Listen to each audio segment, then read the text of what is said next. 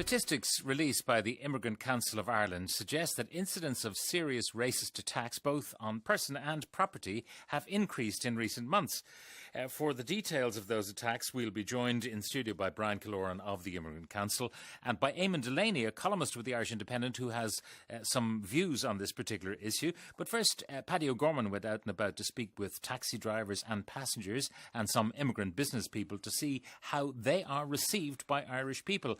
And Paddy is with me to tell us and for us to hear what he discovered. Paddy, how'd you get on? Well, starting with the taxi business, because that's deliberately taking apart a place where there is race tension, or there's certainly tensions between drivers of different national backgrounds and racial backgrounds, and tensions between passengers and drivers. You know, that's been obvious for some time now. In Dublin, there's a strong excess of taxis over taxi ranks.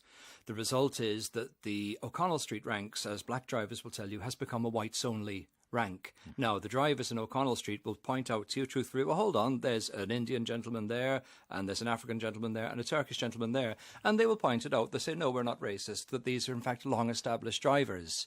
Yeah. And so what is happening is the established drivers are keeping out the more recent arrivals, trying to protect their livelihood. And, of course, most of those are identifiably black. The result is that the queuing system, we've gone into this before, but the queuing system around O'Connell Street it's higgledy-piggledy and illegal just as much as anywhere else, in behind Cleary's and so on. Spaces become available. Right, Mick, Mary, John, you're next. And they get into it. So the result is the black drivers can't get a look in there. So black drivers turn up at ranks such as at the Molly Malone statue, where again, illegally, they'd be there on double yellow lines. Black taxi drivers park illegally everywhere. You go to the courts, it's loads of Nigerians now up in the driving courts, and they'd be on your bicycle lanes and so on. But that's a response to the fact that they can't get on to the legal ranks. It's often been suggested to me that it's because of where they come from that the taxi business would not be so regulated. It's kind of dog-eat-dog on the streets. You pick up a passenger where you can. Yes. That's the culture that they have, as taxi users perhaps, they have known.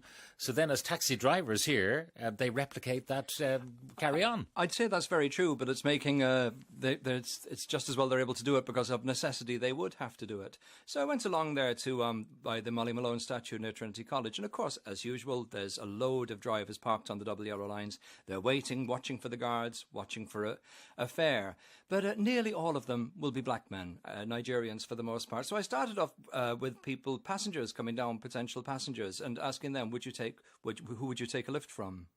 If I'm hailing a taxi and I see an African, I refuse to get into it. They will go the longest way possible. I am not being racist, I'm being purely and simply knowledgeable that it is dangerous as far as my pocket is going and as far as my ears go. Your ears? Sometimes their language is not exactly the best. At a taxi queue then, which of the taxis would you take? Well, on past experience, unfortunately, I would pick someone who's white. I'll give you a recent example. I live in Kilmainham, and it was approximately 2 weeks ago, 10:30, and I was in James's Street in a bar, and normally taxi fare is roughly about 8 to 10 euros. So I hailed a taxi, I think maybe Nigerian, and I said, Kilmainham, please. And my phone went, so I was distracted. So he proceeds to take a wrong turn towards the park to go, it's twice the distance. So I says, hey, excuse me, hold on a second, where are you effing going? Because I was angry. Oh, you said Kilmainham. I says, yeah, it's direct this way. No. So hold on, stop. And he stops. And there was a lot of language, get out of my cab, because I wouldn't go the long way. And I've had a few experiences where you feel kind of uncomfortable because they're constantly on their phone, most, and it's like, no, and I'm not being racist, purely practical. And they actually, to be honest, I don't think a lot of them actually even know the city. For instance, Dunleary to Dundrum, and I was taking it was unbelievable. And is it they're actually cheating you, or they just don't know? What do you think? I think it's a mixture of both. Right. They judge you. If you're drunk, especially if you have a few beers, they'll take advantage. And that's one man's experience. It has to be said, one man's experience. Well, another man as well. But I mean, we hear that all the time, stories like that. We also hear the question that's raised constantly by Irish taxi drivers is, how do some of these drivers pass the knowledge test? Yes. Because clearly they don't know where they're going half the time. They really have to be guided by the passenger. And I'm not talking about some of these new estates with bizarre names, Celtic Tiger estates. I'm talking about normal places. So how do they pass the test? It's a question for the guards, I suppose. It is. Well, there are, of And the course, taxi taxi drivers regulator. who have been cloning licenses and so on, and so that's possible that some of them never did pass the test, so that's a possibility. So you talked to some drivers then? Yes, went down the line and talked to all those drivers waiting for somebody to get in. A passenger will come, I don't want a black man, and go into another person's taxi. It happens to me today. It doesn't bother me at all.